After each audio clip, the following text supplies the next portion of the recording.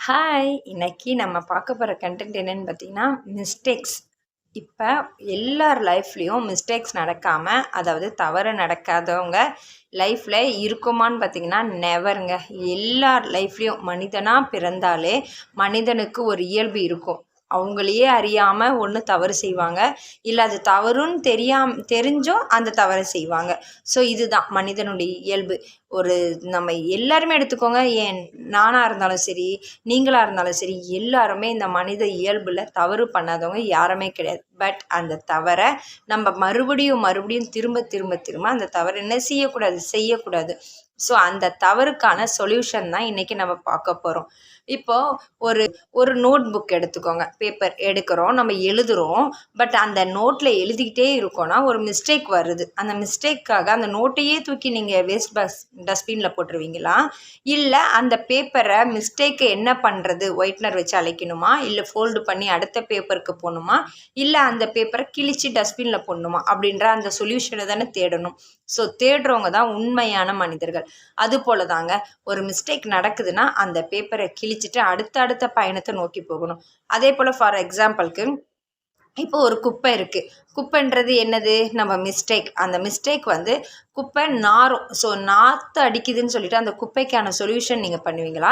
But அந்த குப்பைய அப்படியே வச்சுட்ருப்பீங்களா? இல்ல. அதுக்கான சொல்யூஷன் தானே பண்ணுவோம். ஸோ அந்த குப்பைய என்ன செய்யணும்? அதுக்கு மேல கொஞ்சம் மண் எடுத்து போட்டோன்னா, அப்படியே ஒரு சில நாட்கள் விட்டீங்கன்னா என்ன ஆகும்? நம்மளுக்கு அது உரமா மாறிடும். அந்த உரத்து மேல நீங்க ஒரு சின்ன சின்ன விதைகள போடும்போது என்ன ஆகும்? ஒரு செடி கொடி தழுத்து வரும். ஸோ அப்படிதாங்க நம்ம லைஃப்பும். ஒரு குப்பை போல வச்சுக்கிட்டே அதை வேடிக்கை பார்க்காம அந்த மிஸ்டேக்கு என்ன சொல்யூஷன் பண்ணணுமோ அதை பார்த்து அதை ஃபில் பண்ணிவிட்டு அதில் என்ன லைஃப்பை நம்ம சூப்பராக தளிர்விடக்கூடிய செடியோ கொடியோ போல் நம்ம லைஃப்பை கொண்டு போகணும். ஸோ இதுதாங்க ஒரு மனிதர்கள் தப்பு பண்ணுறது இயல்பு. ஆனால் அதே தவிர திரும்ப செய்கிறது ரொம்ப தவறு. ஸோ தயவுசெய்து என்ன சொல்ல வரேன்னா, நம்ம இந்த லைஃப்பில் தவறு பண்ணிக்கிட்டு இருந்தால் இல்லை பண்ண போகிறீங்கன்னா, இந்த வீடியோ பார்த்துருந்தீங்கன்னா தயவுசெய்து தவறு பண்ணாதீங்க. அப்படி தவறு பண்ணியிருந்தீங்கன்னா அதற்கான சொல்யூஷன் என்னவோ அதை தேடிப்போங்க. தயவுசெய்து தவறான முடிவுக்கு மட்டும் யாருமே போகக்கூடாது. லைஃப்ன்றது ஒரு டைம் வாழக்கூடிய இந்த லைஃப்பை சூப்பரான லைஃபாக வாழணும். நம்ம கணவன் மனைவி அன்பான யார் அப்பா அம்மா பிள்ளைகள் அப்படின்னு குடும்பமாக வாழ்கிறதாங்க ஒரு லைஃபு. அந்த குடும்பத்தில் சந்தோஷமாக இருக்கணும். ஸோ தவறு பண்ணிட்டீங்கன்ட்டு அந்த தவறையும் திரும்ப சுட்டியும் காட்டக்கூடாது, சொல்லியும் காமிக்கக்கூடாது. அந்த தவறை திரும்ப செய்யவும் கூடாது. லைஃப்பை இதை விட முடியலை, இன்னும் நிறைய இருக்குது. ஸோ இதை ஒரு பாடத்தை கற்றுக்கிட்டோம். இந்த பாடத்துக்கு நம்ம லாங் லைஃப் எப்படி வாழணும் அப்படின்ற அந்த ஒரு தாட்டில் தான் ஓடணுமே தவிர இப்படி ஆயிடுச்சுன்னு சொல்லிட்டு சோர்ந்து உட்காந்துடக்கூடாது.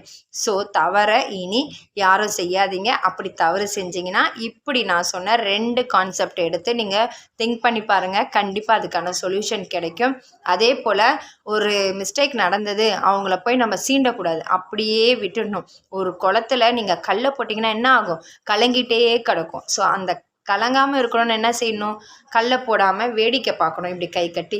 ஸோ அது போல தாங்க ஒருத்தவங்க தவறு செஞ்சிட்டாங்கன்னா அதை நம்ம சுட்டி காமிக்காமல் அவங்கள ஃப்ரீயாக மைண்ட் ரிலாக்ஸ் ஆகிற வரைக்கும் அவங்கள தண்ணியை போல் கலங்காமல் விட்டுட்டிங்கன்னா அவங்களே தெளிஞ்சு ஒரு நிலைமைக்கு மேலே வந்துடுவாங்க. அதனால் ஒருத்தவங்கள சுட்டி காமிக்கிறதோட ஒருத்தவங்கள காயப்படுத்துறதுனால அதுக்கான தீர்வு கிடைக்காதுங்க.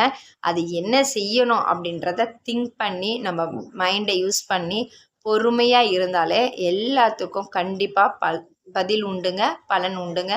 ஸோ இந்த பதிவு மூலயமா நான் சொல்லிக்கிறது என்னென்னா, பொறுமை ரொம்ப முக்கியம். தவறுக்கான என்ன சொல்யூஷனோ அதை நம்ம தீர்வு செய்யணும். திரும்ப ஒரு தவறை செய்யக்கூடாது. அது கணவனாக இருக்கட்டும், ஒரு மனைவியாக இருக்கட்டும், அது அம்மா அப்பாவாக இருக்கட்டும், பிள்ளைகளாக இருக்கட்டும், சொல்லக்கூடிய ஒரு அட்வைஸ். கண்டிப்பாக இது பிடிக்கும்னு நினைக்கிறேன். பிடிச்சதுன்னா இந்த வீடியோக்கு ஒரு like and share, comment, subscribe பண்ணுங்கள். மறக்காமல் இது யாருக்காவது பயனுள்ளதாக இருக்கும் அப்படின்னு நினச்சிங்கன்னா கண்டிப்பாக இந்த வீடியோவை ஷேர் பண்ணுங்கள். மறுபடியும் நல்லது ஒரு வீடியோவில் நாளை சந்திக்கிறேன். நன்றி, வணக்கம், பாய்.